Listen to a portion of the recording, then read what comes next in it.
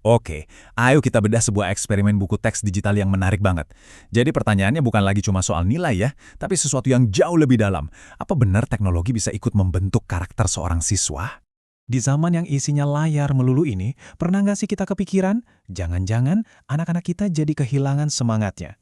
Nah, ini ternyata bukan cuma kekhawatiran kita sebagai orang tua atau pengamat, tapi jadi pertanyaan besar buat para pendidik di mana-mana. Apalagi setelah pandemi, ya kan?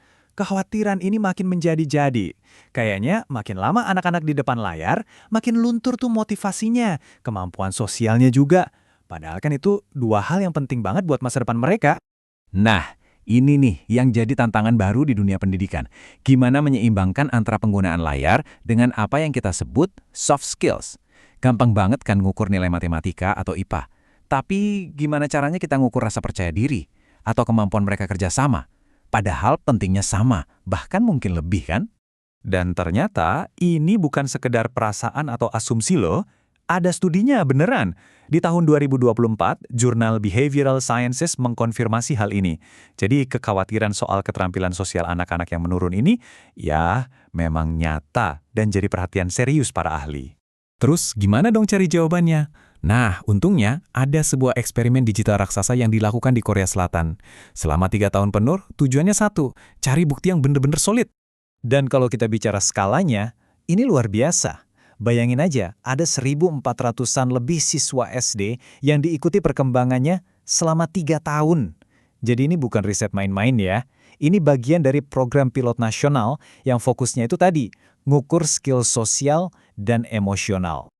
Oke, tunggu dulu. Sebelum kita lanjut, ada yang perlu kita samakan persepsinya nih.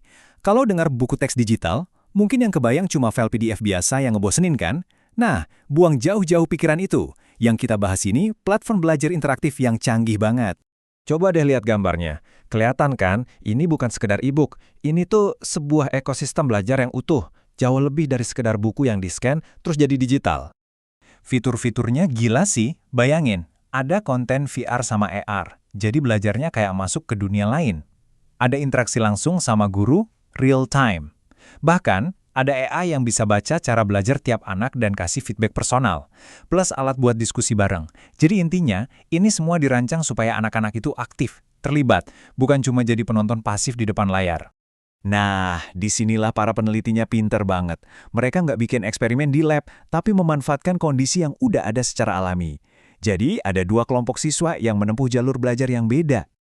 Oke, perhatiin ya, ada 2 kelompok. Pertama, sebut aja grup konsisten. Mereka ini pakai buku teks digital canggih itu selama 3 tahun penuh. Terus, ada kelompok kedua, grup pindah haluan. Mereka pakai buku digital juga, tapi cuma 2 tahun. Di tahun ketiga, tiba-tiba, jreng, mereka balik lagi pakai buku cetak biasa. Nah, momen pergantian inilah yang jadi kuncinya. Jadi pertanyaannya kan jadi makin menarik ya.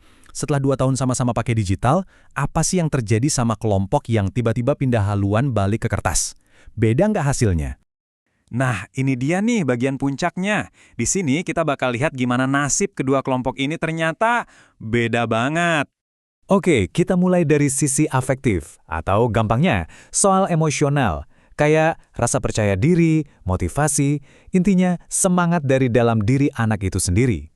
Grafik ini nunjukin semuanya. Coba lihat yang namanya efikasi diri.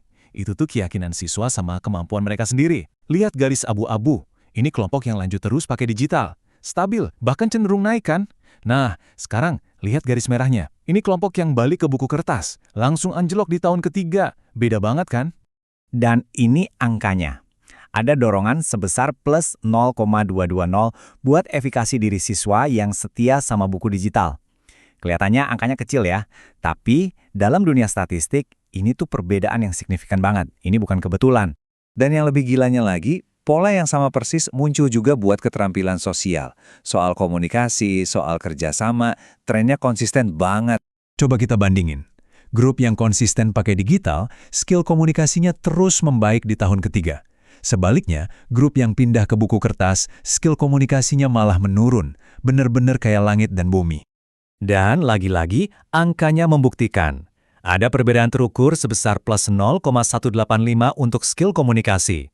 Ini bukti lagi kalau penggunaan yang konsisten itu ngasih dampak positif yang nyata. Jadi, apa sih kesimpulan besar dari semua ini? Apa intinya buat kita, buat dunia pendidikan? Ternyata, kuncinya itu bukan cuma pakai atau nggak pakai teknologi digital, tapi konsisten. Manfaatnya itu numpuk sedikit demi sedikit seiring waktu. Dan kalau berhenti di tengah jalan, ya manfaat yang udah didapat bisa hilang gitu aja. Analoginya pas banget. Ini tuh kayak olahraga. Nggak ada kan ceritanya kita jadi bugar cuma karena lari sekali doang? Nggak bisa. Manfaatnya baru kerasa kalau kita rutin, konsisten, minggu demi minggu. Nah, persis kayak gitu. Jadi, mungkin pertanyaan buat sekolah-sekolah sekarang itu bukan lagi perlu nggak sih kita pakai teknologi digital, tapi seberapa lama kita mau berkomitmen. Ini mengubah cara kita melihat teknologi di pendidikan kan? Ini bukan lagi soal coba-coba, tapi soal komitmen jangka panjang buat anak-anak kita.